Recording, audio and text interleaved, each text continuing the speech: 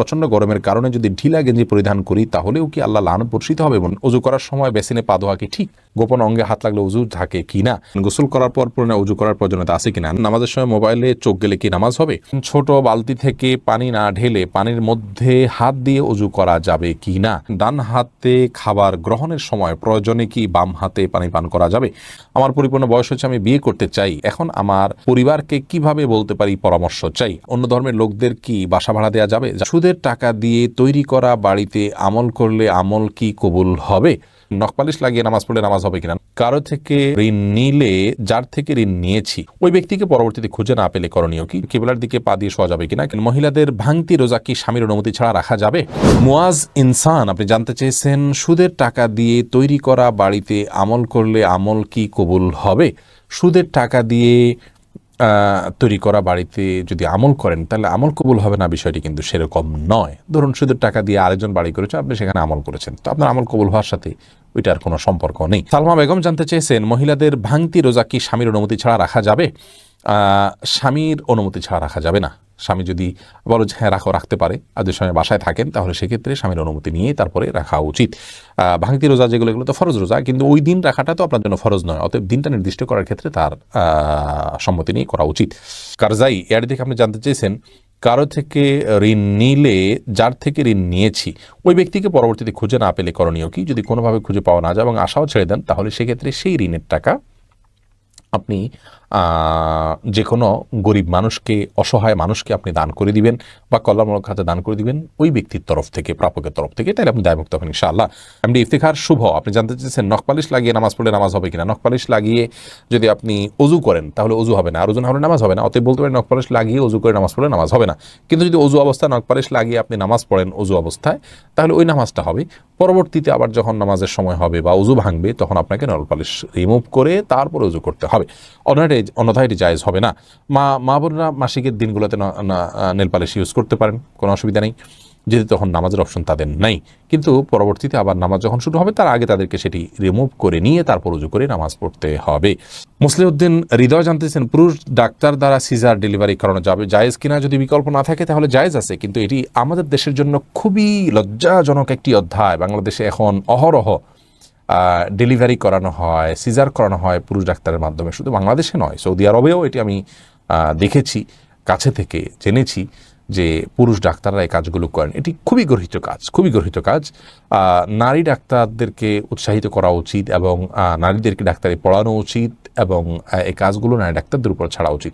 অন্যান্য সেক্টরে অনেক ডাক্তার চলে যাচ্ছেন, নারীরা গাইনিতে না গিয়ে অন্যান্য অনেক ডিপার্টমেন্টে চলে যাচ্ছেন, অথচ গাইনিতে পুরুষরা আসছেন।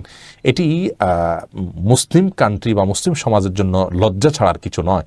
একজন রোগী হিসাবে আমরা যদি অনন্যোপায় হই, অন্য কোনো বিকল্প ব্যবস্থা না থাকে, তাহলে আমাদের জন্য এটি জায়েজ রয়েছে। হোসেন আহমদ জানতে চেয়েছেন, আমার পরিপূর্ণ বয়স হচ্ছে, আমি বিয়ে করতে চাই, এখন আমার পরিবারকে কিভাবে বলতে পারি পরামর্শ চাই? আপনার বিয়ের বয়স হচ্ছে, আপনি নিজে না বলতে পারলে অন্য কারোর মাধ্যমে বলাবেন। এই জন্য তো গোটা পরিবারকে দিনের পথে আনার জন্য আগে চেষ্টা করতে হয়। তারা যখন দিন বুঝবেন তখন তাদের সব কিছু বোঝানো সম্ভব হবে কোরআন এবং হাদিসের আলোকে। আপনি নিজে না পারলে অন্য কারোর মাধ্যমে করবেন। আলমগীর হোসেন জানতেছেন, নামাজের সময় মোবাইলে চোখ গেলে কি নামাজ হবে? নামাজ হয়ে যাবে, কিন্তু এটি নামাজের মানকে অনেকখানি নিচে নামিয়ে দিবে। মোবাইল এর দিকে চোখ যাওয়া উচিত নয়, বরং নামাজের সময় সিজদার জায়গায় চোখ থাকা উচিত। নামাজের দিকে অন্যদিকে মন যেতে পারে সে বিষয়গুলোকে সরিয়ে ফেলা উচিত নামাজের আগেই। মোবাইলকে এমন জায়গায় রাখা উচিত নয়। নবী সাল্লাল্লাহু আলাইহি ওয়াসাল্লামকে একবার একটা কাপড় দেওয়া হলো নামাজ পড়ার জন্য, সেখানে কিছু চিত্র ইত্যাদি অঙ্কন করা ছিল, হয়তো গাছপালার চিত্র বা এরকম হালাল কোনো চিত্র ছিল। নামাজ পড়ে তিনি তারপরে বলেছেন, এই কাপড় সরাও, স্বচ্ছ বা ফ্রেশ কোনো কাপড় আনো, যাতে করে মনোযোগ নষ্ট না হয়। আল্লাহর সাথে কথোপকথনের সময় আপনার অন্যদিকে মনোযোগ দিলে, আপনি কারোর সাথে কথা বলছেন, সেখানে যদি আপনার অন্যদিকে মন থাকে তাহলে সে যেরকম অভদ্রতা, অসৌজন্যতা, এটা মহান সৃষ্টিকর্তার সাথে কত বেশি অভদ্রতা এবং অসৌজন্যতা হবে সেটা বলাই বাহুল্য। এস আলম আপনি আইডি থেকে জানতে চেয়েছেন, গোপন অঙ্গে হাত লাগলে উজু থাকে কি না? আমাদের দেশে উলামায়ে কেরামের মতে, বাহানাই মতে উলামায়ে কেরামের মতে গোপন অঙ্গে হাত লাগলে উজু ভাঙবে না। তবে আরবিন স্কলাররা, সৌদি আরবের উলামায়ে কেরাম, তাদের মতে গোপন অঙ্গে হাত লাগলে উজু ভেঙে যাবে, যেহেতু আপনার একটি হাদিস রয়েছে যে মানমাসা জাকারাহু ফালিয়াতাওয়াদ্দা, এই জন্য তারা হাত লাগলে বলতে কাপড়ের উপর দিয়ে নয়, সরাসরি যদি কেউ স্পর্শ করে তারা ওটাকে ওযু ভঙ্গের কারণ হিসাবে উল্লেখ করেন।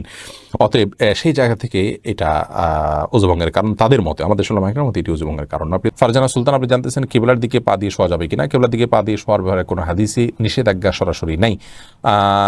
তারপরও ওইদিকে কেবলা রয়েছে, সেই জায়গা থেকে কেবলার প্রতি শ্রদ্ধার জায়গা থেকে কেউ যদি দিকে পা না দেন ভালো, কিন্তু এটাকে হারাম বলা বা নাজায়েজ বলা বা গুনাহের কারণ বলার কোনো সুযোগ নেই, যেহেতু কোন হাদিসে এই বিষয়ে কোনো নিষেধাজ্ঞা নেই। শিখা ইসলাম, আপনি জানতেছেন 3 পিস পরে নামাজ পড়ি, পা দেখা যায়, মোজা পরে নামাজ পড়লে কি হবে? পায়ের পাতা ঢাকতে হবে কিনা মেয়েদের নামাজের জন্য মধ্যে এটা নিয়ে মত পার্থক্য আছে। অনেক ওলামা ইকরাম এটাকে শর্ত করেছেন। আমি ব্যক্তিগতভাবে এই মতটা চাইতে, যারা বলেন যে পায়ের পাতা, পাতা বলতে পায়ের পাতার তলের অংশ এটা ঢাকার শর্ত দিয়ে থাকেন, তাদের মতটাকে আমি সমর্থন করি না। পাতার উপরের অংশ, যেটা পাতার উপরের অংশ, সেটা ঢাকতে হবে কিনা অনেক ওলামা ইকরাম বলেছেন সেটা ঢাকতে হবে, অনেকে বলেছেন শুধু গিরার নিচ পর্যন্ত থাকলেই হবে কাপড়, পাতা না ঢাকলেও চলবে। তো দুই পক্ষের ওলামা ইকরামের দলিল রয়েছে। নিরাপদ হলো এমন কাপড় পরা যে কাপড়টা অনেক বেশি লম্বা হয়, যে পায়ের পাতার উপরের অংশ সহ ঢাকা পড়ে। তলা ঢাকার জন্য, মোজা পরার জন্য আলাদা করে কষ্ট করা বা কসরত করা এটা আবশ্যক নয়। ইনশাআল্লাহ বিদিনিল্লাহ নামাজ হয়ে যাবে যদি কেউ মোজা না পড়েন। এরপরে ওরাত আইন মারিয়া, আপনি জানতে চেয়েছেন অন্য ধর্মের লোকদের কি বাসা ভাড়া দেওয়া যাবে? যাবে, কোনো অসুবিধা নেই, তাদেরকে বাসা ভাড়া দেওয়াতে কোনো অসুবিধা নেই। মোহাম্মদ আরাফাত ইসলাম জানতেছেন ডান হাতে খাবার গ্রহণের সময় প্রয়োজনে কি বাম হাতে পানি পান করা যাবে? প্রয়োজনে বলতে কি, ডান হাতে পানি পান করা উচিত, খাবার গ্রহণ করা উচিত। ইভেন আপনার খাবার খেলে আঙ্গুল চেটে তারপরে আপনি ডান হাতে ধরে খাবেন। যদিও আমাদের দেশে ওলামা ইকরাম বলেন যে বাম হাতে আপনি পানির পাত্র ধরলেন, ডান হাত দিয়ে ঠেক দিলেন, তার মানে 2 হাত ধরে খালেন, এটা জায়েজ আছে, এটা একটা পন্থা মাত্র, কিন্তু সবচেয়ে উত্তম হয় সরাসরি ডান হাতে খাওয়া। সেক্ষেত্রে খাবার লেগে যাওয়ার যে ভয় থাকে গ্লাস ইত্যাদিতে, সেটা থেকে বাঁচার জন্য আপনি পরিষ্কার করে নেবেন, আলতো করে ধরবেন, কিন্তু ডান হাতে খাওয়া উচিত, পান করা উচিত, যেহেতু হাদিসে সুস্পষ্টভাবে ডান হাতে খাওয়া পান করার নির্দেশ রয়েছে। ফারিয়া এনামুল, আপনি জানতে চেয়েছেন ছোট বালতি থেকে পানি না ঢেলে পানির মধ্যে হাত দিয়ে ওযু করা যাবে কি না? যাবে। হাত দিয়ে কোষ করে উঠিয়ে আগে হাত ধোবেন 3 বার, এরপরে আবার আপনি কোট দিয়ে স্বাভাবিকভাবে ওযু করতে পারেন, কোনো অসুবিধা নাই। নবী সাল্লাল্লাহু আলাইহি ওয়াসাল্লাম এই পদ্ধতিতে ওযু করেছেন। হাসিবুল হোসেন জানতে চেয়েছেন গোসল করার পর পুনরায় ওযু করার প্রয়োজনীয়তা আছে কিনা? না, গোসল যদি সুন্নাহসম্মত করে থাকেন আলাদা ওযু করার কোনো প্রয়োজন নাই। 2 হাতের কবজি ধুয়ে, কুলি করে, নাকে পানি দিয়ে, মুখ ধুয়ে, হাত ধুয়ে, মাথা মাসে করে তারপরে গোসল শেষ করে আসলে পা ধুয়ে চলে আসবেন। এভাবে গোসল করলে আপনার আলাদা করে আর গোসল করার কোনো প্রয়োজন নেই। ওযুতে আপনার গোসলের শুরুতে ওযুর নিয়ত হয়ে যাচ্ছে। নিশান, আপনি জানতে চেয়েছেন ওযু করার সময় বেসিনে পা ধোয়া কি ঠিক? নিজের বাসা বাড়িতে অসুবিধা নেই, করতে পারেন, তবে আপনার রিস্ক মুক্ত হওয়াটা আর বিষয় মাথা রাখতে হবে। নিজের জন্য রিস্কি হলে সেটা আপনার জন্য করা উচিত হবে না, কারণ নিজেকে বিপদের মুখে ঠেলে দেওয়া ইসলামের শরীয়তে কিন্তু জায়েজ নয়। অনেক সময় এখান থেকে পড়ে বা দুর্ঘটনার শিকার হতে পারে মানুষের। যদি সেরকম না হয়, আপনি আশপাশে কিছু ধরে করতে পারেন, তাহলে এটা জায়েজ আছে। কিন্তু পাবলিক প্লেসে বা বাইরে এরকমটি করা অনুচিত, যেহেতু এটা দৃষ্টিকটু। অন্য ধরনের মানুষরা আছে যারা এই বেসিন ব্যবহার করবে, তারা দেখে হয়তো ইসলাম সম্পর্কে বাজে ধারণা নিবে, বা তাদের হক নষ্ট হতে পারে, বা আশপাশে পানি পড়ে ভিজে যাবে, জায়গাগুলো নষ্ট হবে। সেই জায়গা থেকে পাবলিক প্লেসে এমনটি না করা উচিত, কিন্তু করলে ওযু হয়ে যাবে। ফারজানা রহমান শারমিন জানতে চেয়েছেন প্রচণ্ড গরমের কারণে যদি ঢিলা গেঞ্জি পরিধান করি তাহলেও কি আল্লাহ লানত বর্ষিত হবে? এবং ফারজানা, যদি বাসা বাড়িতে আপনি পড়েন তাহলে তো আল্লাহ লানত বর্ষিত হওয়ার কোনো প্রশ্নই ওঠে না, যদি গায়ে মহারামের সামনে সেটা পরে না যান আপনি, বা সেটা পরার পর উপর দিয়ে পাতলা ওড়না পরে নেন, যাতে আপনার সৌন্দর্য প্রকাশিত না হয় গায়ের মাহরামদের সাথে। এরকম যদি চলেন তাহলে কোনো অসুবিধা নেই বাসা বাড়িতে। আর বাসা বাড়ির বাইরে যদি আপনি যান তাহলে সেক্ষেত্রে বোরকার নিচে যদি আপনি এ ধরনের পোশাক পরেন কোনো অসুবিধা নেই ইনশাআল্লাহ বিদিনিল্লাহ। অর্থাৎ আপনার পর্দা, বাইরে যখন যাবেন পর্দা মেনটেন করতে হবে। গরম এর কষ্ট যত বেশি, জাহান্নামের গরমের কষ্ট তার চাইতে অনেক বেশি। অতএব পর্দা লঙ্ঘন যেন না হয়, পরপুরুষের সামনে যাতে আপনার পর্দা লঙ্ঘিত না হয় সে বিষয়টা আপনি খেয়াল করবেন। এছাড়া বাকি অবস্থাতে আপনি করতে পারেন। আমির আনুর, আপনি লিখেছেন চোখের পাতায় আইলাইনার দেওয়া জায়েজ হবে কিনা? আপনি আইলাইনার যদি দেন বা সাজসজ্জার জন্য দেন, তাহলে সেক্ষেত্রে চোখের সৌন্দর্য বৃদ্ধি করার উদ্দেশ্যে দিতে পারেন। স্বামী থাকলে স্বামীকে প্রদর্শন করবার জন্য, কিংবা মাহারামদের সামনে শুধুমাত্র এটি প্রদর্শিত হবে। আর যদি রাস্তাঘাটে গায়ে মাহারামদের সামনে এটি প্রদর্শন করার উদ্দেশ্য হয়, বা ওপেন সবার জন্য আপনি নিজের সৌন্দর্যকে প্রকাশ করার উদ্দেশ্যে দিয়ে থাকেন, তাহলে সেক্ষেত্রে এটা নাজায়েজ এবং গুনাহ হবে। মিশু জেরিন, আপনি লিখেছেন অনলাইনে লুডো খেলা কি হারাম হবে? লুডো অনলাইনে হোক আর অফলাইনে হোক, উভয় জায়গাতে খেলা ইসলামের দৃষ্টিকোণ থেকে নাজায়েজ কাজ, গুনাহের কাজ। কারণ এটা এমন কোনো খেলা নয় যে খেলাকে শরিয়া হালাল করে। শরিয়া কোন খেলাকে হালাল করে? যে খেলায় আমাদের শারীরিক কসরত আছে, যেখানে ব্যায়াম হয়, যেটার উদ্দেশ্য হতে পারে যে আমি শারীরিকভাবে ফিট হব, সুস্থ সবল হব, এবং এটা একজন ইমানদারের জিহাদের প্রস্তুতি হতে পারে, সুস্থ সবল থেকে বাদবন্দি করার সুযোগ তৈরি হবে, সেজন্য আমি এক্সারসাইজের অংশ হিসাবে এটি করছি, সেটা হতে পারে। এগুলো মানুষের মানসিক রিফ্রেশমেন্ট এনে দেয়। কিন্তু যে সমস্ত খেলা এরকম কোনো উপকারিতা নাই, সেগুলো শরীয়ত অনুমোদন করে না। এর মধ্যে লুডো খেলা একটা, এর মধ্যে মানসিক রিফ্রেশমেন্টের ব্যাপার নাই, শারীরিক ফিটনেসের কোনো ব্যাপার নাই, বরং আরও মানুষকে অবসাদগ্রস্ত করে দেয়। অতএব এটি অনলাইন অফলাইন উভয়টাতেই একই রকম বিধানের অন্তর্ভুক্ত হবে। সাদি আপনি লিখেছেন, চুল অকালপক্বতার সমস্যায় চুলের প্রাকৃতিক কালো রং যেমন মেহেদি বা ইন্ডিগো মিশ্রণ ব্যবহার করা যাবে কিনা? চুল অকালে যাদের পেকে যায় তারা সেটাকে দূর করবার জন্য মেহেদি ব্যবহার করতে পারেন অথবা অন্য কোনো কারবার করতে পারেন, কিন্তু কালো কালার ব্যবহার করে জাস্ট পিওর কালো কালার ব্যবহার করে সেটাকে আপনি পরিবর্তন করতে পারেন না। কারণ নবী সাল্লাল্লাহু আলাইহি ওয়াসাল্লাম বলেছেন, গায়্যিরু হাদা শাইব ওয়াজান্নিবুস সাওয়া, তোমরা চুল দাড়ি কালো হয়ে গেলে, সাদা হয়ে গেলে সেটাকে পরিবর্তন করো অন্য কালার দিয়ে, তবে কালো কালার দিয়ে পরিবর্তন করতে যাবে না। শুধুমাত্র বয়স লুকানোর জন্যই এটি হয়ে থাকে, সেজন্যই হাদিস নিষেধ আছে ব্যাপারটা তা নয়। হাদিস নিষেধ আছে সাধারণভাবে, বিধায় সর্বাবস্থায় কালো কালার অ্যাভয়েড করে মেহেদি বা অন্য কোনো কালার আমরা ব্যবহার করতে পারি। সোহানুর রহমান শিহাব আপনি লিখেছেন, খাওয়ার সময় সালাম দেওয়া যাবে কিনা? খাওয়ার সময় সালাম দেওয়া নেওয়াতে মৌলিকভাবে কোনো অসুবিধা নেই, যদি ডিস্টার্ব ফিল না করেন যাকে সালাম দিয়েছেন তিনি, তাহলে সেক্ষেত্রে খাওয়ার ফাঁকে ফাঁকে আমরা কথা বললে সেটা যেরকম নাজায়েজ নয়, ঠিক সালাম আদান প্রদান করলেও সেটা নাজায়েজ নয়। আমরা অনেকে মনে করি খাওয়া আর ইবাদত করা সমান, খাওয়া আর নামাজ পড়া সমান, এরকম অনেক মুখরোচক কথা বা অনেক বলি আমরা শুনতে পাই, এগুলোর কোনো ভিত্তি নেই। নামাজ এরকম কথা বলা যায় না, সালাম দেওয়া যায় না, খাওয়ার সময় এরকম কথা বলা যাবে না, বোবার মতো বসে খেতে হবে এবং সালাম দেওয়া যাবে না, এরকমটি আমরা অনেকে মনে করি, এটা সঠিক নয়। এমডি ওয়াইজ উদ্দিন আপনি লিখেছেন, খতিব সাহেবের উপস্থিতিতে পেশ ইমাম সাহেবের ইমামতি করতে পারবেন কিনা? কোনো অসুবিধা নেই। যিনি পাঁচ ওয়াক্ত আমাদের দায়িত্বশীল তিনি ইমামতি করবেন। খতিব সাহেব শুধু জুমার দায়িত্বশীল, তিনি জুমার নামাজ পড়াবেন। যিনি যেটা দায়িত্বে আছেন তিনি সেটা দায়িত্ব পালন করবেন। তার চাইতে বড় আলেম আসলে আর তিনি ইমামতি করতে পারবেন না এমন কোনো কথা কোরআন হাদিসে কিন্তু নেই। তিনি যদি নিয়মিত ইমাম হিসাবে নিযুক্ত থাকেন তাহলে তিনি ইমামতি করবেন। আসিফ মোহাম্মদ খান আপনি লিখেছেন, যদি কোনো ব্যক্তি 6 মাসের জন্য কিংবা নির্দিষ্ট কিছু মাসের জন্য ভ্রমণে বের হয়, সেক্ষেত্রে কসরের নামাজের বিধান কি? 6 মাসের জন্য কিংবা নির্দিষ্ট কিছু মাসের জন্য যদি ভ্রমণে চলে যান এবং সে একটা জায়গায় যদি আপনি থাকেন পুরো সময়টা, তাহলে সেখানে আপনি পুরো নামাজ পড়বেন, কসরের সুবিধা পাবেন না। আর যদি 6 মাস ধরে বিভিন্ন জায়গায় আপনি ঘুরতে থাকেন, কোনো এক জায়গায় না থাকেন, তাহলে সেক্ষেত্রে আপনি মুসাফির হিসেবে গণ্য হবে এবং কসরের নামাজ আপনার উপর প্রযোজ্য হবে। এমডি শাহরিয়া জাহান সামি আপনি লিখেছেন, পরীক্ষার জন্য জোহরের ওয়াক্ত চলে গেলে আসরের নামাজ বাসায় পড়ার আগে জোহরের কাজা পড়বো নাকি আসরের ফরজ পড়বো? অবশ্যই আগেরটা আগে, অর্থাৎ জোহরের নামাজের কাজাটা আগে পড়বেন, এরপর আসরের নামাজ পড়বেন। কিন্তু পরীক্ষার জন্য আপনি একটু ওয়াক্ত নামাজকে এভাবে তার সময় থেকে বিলম্ব করে ফেলবেন, কাজা করে ফেলবেন, এটা কিন্তু জায়েজ নয়। নামাজ কাজার অপশনটা ইমানদারের জন্য গ্রহণযোগ্য হতে পারে যদি কোনো কাজের চাপে কালে ভদ্রে তিনি এত প্রেসারে ছিলেন যে ভুলে গেছেন, অথবা ঘুম থেকে উঠতে পারেননি, হঠাৎ কোনোদিন এরকম হয়েছে বহুকাল পরে, এটা হতে পারে। কিন্তু আপনি জেনে শুনে ঠান্ডা মাথায় ওয়াক্ত চলে যাবেন, নামাজ পড়বেন না, সেটা কিন্তু হতে পারে, এটা গ্রহণযোগ্য নয়। প্রয়োজনে পরীক্ষার হলে আপনি ছুটি নিয়ে নামাজ পড়বেন, শুধু ফরজটুকু পড়ে নেবেন। অন্তত আপনি ওয়াশরুমের ছুটি তো পান, সেই ছুটিতে আপনি অন্তত ফরজটুকু পড়ে নেবেন। কিংবা পরীক্ষার আগে, পরীক্ষার মাঝে বা পরীক্ষা তাড়াতাড়ি শেষ করে দিয়ে অক্তের মধ্যে থেকে বের হয়ে এসে নামাজ পড়ে নেওয়া, এই কাজগুলো আপনাকে করতে হবে যেভাবেই হোক না কেন। বাকি যদি কোনো কারণে আপনার কাজা হয়ে যেয়ে থাকে তাহলে সেক্ষেত্রে অবশ্যই আগেরটা আগে এবং পরেরটা পরে, জোহর আগে পড়বেন, আসর পরে পড়বেন। জান্নাত রুমা আপনি লিখেছেন, আমার ছোট ছেলের মাথার চুল কে যেন কেটে নিয়েছে, করণীয় কি?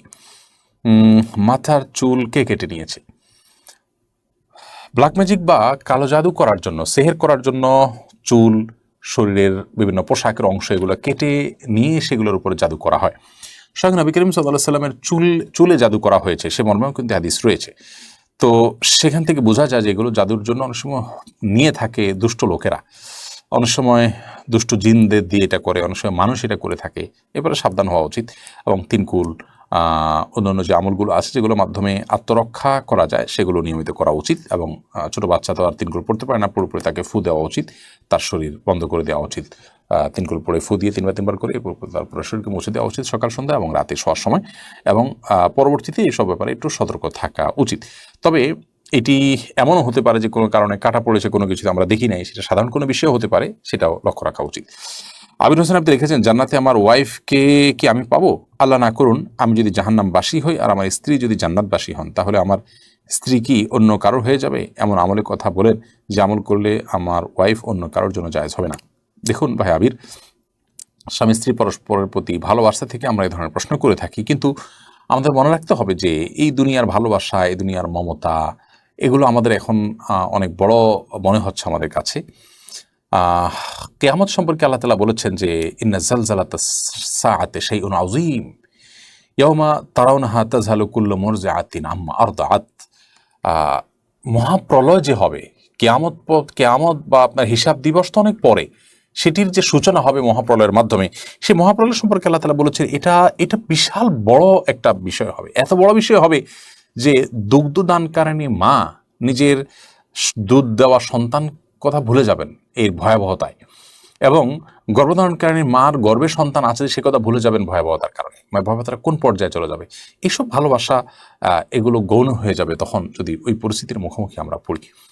তো সেই জন্য আমরা ওই পরিস্থিতির কথা আঁচ করতে না পারার কারণে আমাদের কাছে আমাদের ভালোবাসাটা বড় হচ্ছে বা বড় করে আমরা দেখছি। এই কথা বলার উদ্দেশ্য হলো যে আমরা যারা চিন্তা করছি যে একসাথে থাকার ব্যবস্থা হোক, সেটা আমরা করি, তো এর চেয়ে বেশি আমাদের চিন্তা করা উচিত যেন আমি জাহান্নামে না যাই। আমার আল্লাহ না করুক জাহান্নামের ফয়সালা যদি হয়, তাহলে সেক্ষেত্রে একসাথে থাকা না থাকা এগুলো আমার মাথায় আসবে না, এগুলোর চেয়ে অনেক বড় বিষয় ঘটে যাবে। বিধায় আমাদের চেষ্টা থাকা উচিত জান্নাতে যাওয়ার। আর হ্যাঁ, এটাই হলো একমাত্র উপায় যে আপনারা উভয় জান্নাতে যাওয়ার মতো কাজ অব্যাহতভাবে করতে থাকবেন, জাহান্নাম থেকে মুক্ত থাকার কাজগুলো করতে থাকবেন, অর্থাৎ উভয় যাতে জান্নাতে যান সেই চেষ্টা করতে থাকবেন। এটাই হলো একমাত্র আমল। এর মাধ্যমে ইনশাআল্লাহ বিদিনিল্লাহ আল্লাহ তাআলা আপনাদের উভয়কে সেখানে সম্মিলন ঘটাবেন। এর বাইরে স্বামী স্ত্রী একজন জাহান্নামে গেলে আরেকজন জান্নাতে গেলে তার কি হবে, তার অন্য কারোর হয়ে যাবেন কিনা তিনি, এ বিষয়ে কোরআন হাদিসে আলাদা করে কোনো কিছু বলা নেই। এর প্রকৃত স্বরূপ কি হবে সেটা একমাত্র আল্লাহ রাব্বুল আলামিন ভালো জানেন। আলামুল গায়েবের বিষয়, অদৃশ্যের জগতের বিষয় কি হবে না হবে আমরা ধারণা করে কোনো কথা বলতে পারি না। তবে আল্লাহ রাব্বুল আলামিন যা ফয়সালা করবেন সেটাই হবে, এবং আমি যদি আল্লাহকে সন্তুষ্ট করে দুনিয়া থেকে যেতে চাই তো আমার চাওয়ার বাইরে কিছু হবে না ইনশাআল্লাহ তাআলা। আলাউদ্দিন ফারাবি আপনি লিখেছেন, ইস্তেঞ্জার পর কি টিস্যু ব্যবহার করা বিদআত? আল্লাহ রাসূল সাল্লাল্লাহু আলাইহি ওয়াসাল্লাম তো টিস্যু ব্যবহার করেন।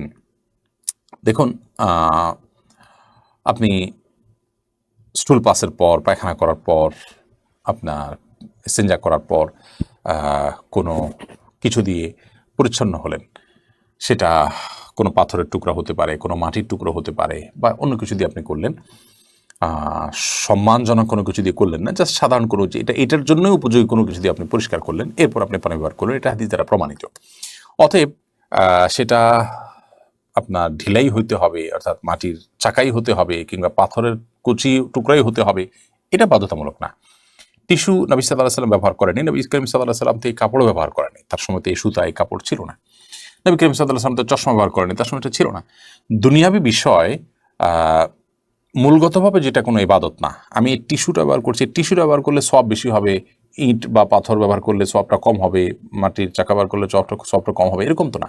অর্থাৎ এটার সাথে সওয়াবের সম্পর্ক নাই, এটা নিছক একটা মাধ্যম পরিবর্তন হতে পারে। নবী সাল্লাল্লাহু আলাইহি ওয়াসাল্লাম তো এই কলম দিয়ে লেখেন নাই, আমরা তো এই কলম দিয়ে লিখছি। তিনি যে কনফিডেন্স সাথে এরকম না, তাহলে আমারটাকে বিদআত হবে না, এটা বিদআত হবে। বিদআত হলো গায়রে দীরা দি সমর্দন বিদআত, যেটা দিন নয় সেটাকে দিন মনে করা বিদআত। টিস্যু ব্যবহার করাটা দিন, ওই মাটির চাকা ব্যবহার করাটা দিন নয়, এরকম যদি মনে করা হয় তাহলে সে বিদআত হবে। আমি টিস্যু একটা মাধ্যম হিসেবে ব্যবহার করছি, অন্য কোনো মাধ্যম থাকলে অন্য কোনটা দিয়ে করতে পারতাম, এটা ইবাদত হিসেবে করছি না। পরিচ্ছন্ন করাটা উদ্দেশ্য, কি দিয়ে করছি এটা উদ্দেশ্য না, তাহলে সেক্ষেত্রে সেটা বিদআত হয় না, বিধায় এটা বিদআতে পরিগণিত হবে না। লুনা পারভিন ঝর্ণা আপনি লিখেছেন, অমুসলিমদের সালাম দেওয়া যাবে কিনা? অমুসলিমদের সাথে সামাজিক সৌহার্দ্যমূলক সম্পর্ক বজায় রাখার চেষ্টা করতে হবে, এবং সেজন্য তাদেরকে অভিবাদন দিবেন, অভিবাদন গ্রহণ করবেন, সেটা ঠিক আছে। কিন্তু সালাম দেওয়ার যে ব্যাপারটা আছে সেটা হলো যে অমুসলিমদেরকে অমুসলিমরা যদি আপনাকে সালাম দেন তাহলে সেটা আপনি ওয়ালাইকুম বলে জবাব দিবেন। আর আগ বেড়ে তাদেরকে আপনি যত রকমের অভিবাদন আছে, সামাজিক অভিবাদন, গুড মর্নিং, গুড ইভিনিং ইত্যাদি ইত্যাদি, স্বাগতম, অন্যান্য যা যা আছে প্রচলিত, সেগুলো আপনি তাদেরকে বলবেন। কিন্তু সালাম যেটা আল্লাহ তাআলার গুণবাচক নাম, সেটা তাদেরকে নিবেদন করবেন না, কারণ তারা আল্লাহ প্রতি বিশ্বাস রাখেন না। তাছাড়া আপনি সালামের মাধ্যমে যে আল্লাহ তাআলার কাছে শান্তি কামনা করছেন, সে আল্লাহ তো তিনি নিজে বিশ্বাসই করেন না। তিনি যা বিশ্বাস করেন না সেটা তার উপরে আরোপ করে দেওয়া, এটা কখনো ন্যায্যতা হতে পারে না। সেজন্য সালাম আকবরী নয়, বরং তারা যদি সালাম দেন তাহলে আপনি ওয়ালাইকুম বলে জবাব দিবেন। আর এছাড়া সামাজিক সৌহার্দ্যপূর্ণ যে কোনো অভিবাদন, সাধারণ অভিবাদনগুলো তাদের সাথে বিনিময় করা যেতে পারে। ফখরুল ইসলাম মাহিন আপনি লিখেছেন, আবেগের বশে ফোনে দুজন কবুল বলে ফেলেছি, আমাদের কি বিয়ে হয়ে গিয়েছে? জি না, বিয়ে তো সহজ নয় যে আবেগের বশে দুজনে কবুল করে বলে ফেলছেন আর বিয়ে হয়ে গেছে। দুজন সাক্ষীর সামনে প্রস্তাব এবং কবুল হবে এবং অন্যান্য শর্ত যদি পাওয়া যাবে, তখন সেক্ষেত্রে সেটি শরিয়ার দৃষ্টিকোণ থেকে বিশুদ্ধ এবং আপনার সঠিক বিয়ে হিসেবে বিবেচিত হবে।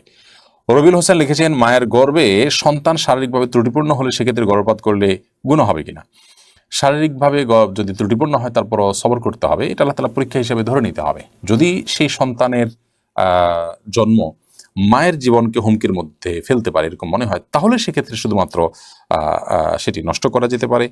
এর বাইরে আপনার ঠুনকো অজুহাতে যে বাচ্চা ত্রুটিপূর্ণ, তাহলে বাচ্চা হলে বাচ্চার কষ্ট হবে, আমাদের কষ্ট হবে, এ সমস্ত অজুহাতে বাচ্চা নষ্ট করলেন আপনি বা আপনার গর্ভপাত করলেন, সেটার কিন্তু কোনো সুযোগ ইসলামী শরীয়তে নেই।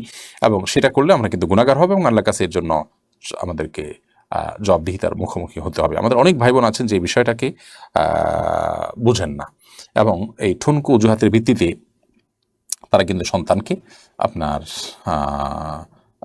এই গর্ভপাত করে ফেলেন। এটা জায়েজ নয়, বরং আল্লাহ তাআলা পরীক্ষা হিসাবে আপনি সবর করতে হবে এবং সেটাকে মেনে নিতে হবে। হ্যাঁ, ওই যেটি বললাম, মায়ের জীবন যদি হুমকির মধ্যে পড়ে তাহলে সেক্ষেত্রে ভিন্ন কথা। মোহাম্মদ রাসেল লিখেছেন, সংক্ষেপে বেদাত সম্পর্কে যদি একটু বলতেন। বেদাত শব্দের অর্থ হলো নব আবিষ্কার বা নতুন উদ্ভাবন। ধর্মীয় কাজে, ইসলামের কোনো কাজের মধ্যে নিজেদের থেকে কোনো কিছু সংযোজন করা, এটা হলো বেদাত। সংযোজন বিয়োজন করা, এটা হলো বেদাত। কোরআন এবং সুন্নাহ যে ইবাদতগুলো যেভাবে করতে বলেছে সেগুলোকে সেভাবে করাটাই হলো সুন্নাহ। সেখানে আমি যদি নিজে থেকে কোনো মন গড়া পদ্ধতি আবিষ্কার করি, বের করি এবং সেটার অনুসরণ করি, অনুকরণ করি, তাহলে সেক্ষেত্রে বেদাত হবে। ধরা যাক কোরআনে কারিম তেলাওয়াতের ক্ষেত্রে কোরআন এবং সুন্নাহ যা বলেছে সেটা না করে আমি কোরআন তেলাওয়াতের আগে অমুক অমুকটা বলাটাকে শরীয়ত বানিয়ে নিলাম, ধর্মীয় কাজের অংশ বানিয়ে নিলাম, ইসলামের নির্দেশ বানিয়ে নিলাম। ইসলামে সেটা নাই, কোরআন সেটা নাই। এই নকল জিনিসটাই বেদাত, যেটা কোরআন হাদিসে নেই। তো এরকম কোনো কিছু যদি আমি কোরআন হাদিসের অংশ বানিয়ে নেই বা ইসলামের অংশ বানিয়ে নেই, তাহলে সেটা বেদাতে পরিগণিত হবে। এমনিতে আমি কোরআন তেলাওয়াত প্রতিদিন একটা বিশেষ সময় করি, এই বিশেষ সময় করার কথা কোরআন হাদিসে আমাকে বলে নাই, তারপর আমি করছি কেন? আমি করছি আমার সুবিধার জন্য, সময় হয় এই টাইমে, সেজন্য আমি এটাকে করে নিয়েছি ফিক্স আমার জন্য। এই টাইমে কোরআন তেলাওয়াত করলে আলাদা সওয়াব হবে, এটা কোরআন নির্দেশ, এটা ইসলামের নির্দেশ বা এটা ইসলাম, এরকম মনে করে তো আমি করছি না, তাহলে এটা বেদাত হবে না।